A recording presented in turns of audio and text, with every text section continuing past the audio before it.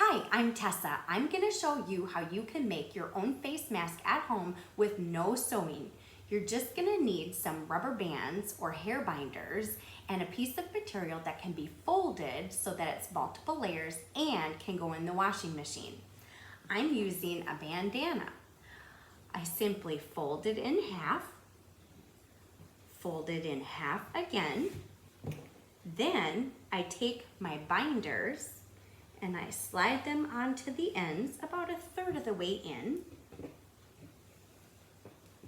Next, fold the ends into the center. You can tuck them into one another for comfort. I simply hold my hand in the middle, tug on these elastic bands, and now I'm all set with my face mask.